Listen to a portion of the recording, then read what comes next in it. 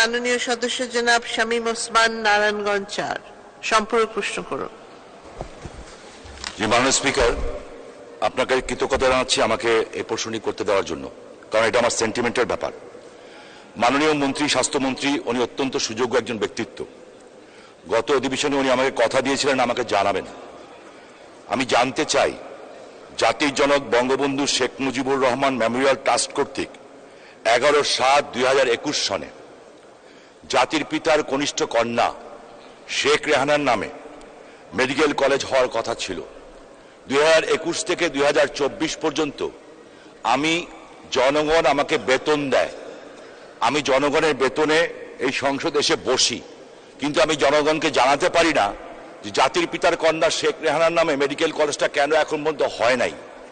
আমি আপনার কাছে শুধু এইটা বিষয় না, আমাদের সুযোগ্য আইনমন্ত্রী এখানে আছেন, 200 কোটি টাকা ব্যয়ে একটা ভবন নির্মাণ করা হয়েছে আমাদের মতো একটা দরিদ্রতম দেশে। এই ভবনটি পড়ে আছে, বারবার বলতে বলতে আমি ক্লান্ত হই নেই, আপনারা হয়তো বিরক্ত হচ্ছেন। আমি জানতে চাই, নারায়ণগঞ্জে একটা হার্ট ইনস্টিটিউট নাই, বিল্ডিং ইজ রেডি, ওখানে একটা হার্ট ইনস্টিটিউট করবেন কিনা আগের স্বাস্থ্যমন্ত্রী যে কথা দিয়ে এসছেন, আইনমন্ত্রী বারংবার তাগিদ দিয়েছেন, কিন্তু জিনিসটা হচ্ছে না। কেন হবে না? কারণ আমরা জনগণের বেতন যেহেতু নেই, আমাকে জনগণের কাছে বলতে হবে। আর শেখ রেহানা নামটা আমার কাছে খুব সেন্টিমেন্টাল একটা ব্যাপার। একমাত্র প্রথম নারায়ণগঞ্জের ব্যাপারে এই মেডিকেল কলেজটা হয়েছিল বঙ্গবন্ধু মেমোরিয়াল ট্রাস্ট কর্তৃক অনুমোদিত হয়েছিল।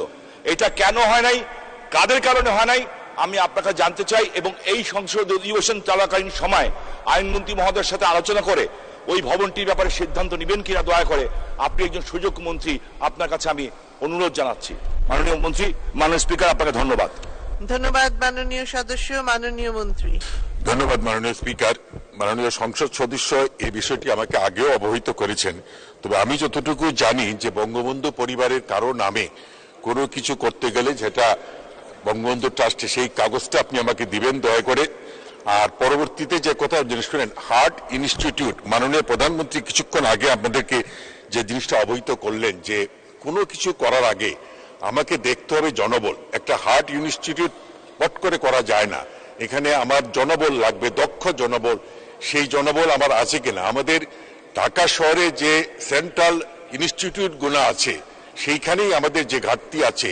সুতরাং আমি মনে করি আমরা উপযুক্ত জনবল, পর্যাপ্ত জনবল তৈরি করে আমরা একটা ইনস্টিটিউট করা উচিত, কারণ আমি সেখান থেকে দক্ষ চিকিৎসক বানাবো। দক্ষ চিকিৎসক বানাতে হলে যা যা দরকার সেইগুলো যদি ফুলফিল না করতে পারি তাহলে দক্ষ চিকিৎসক আমরা বানাতে পারবো না।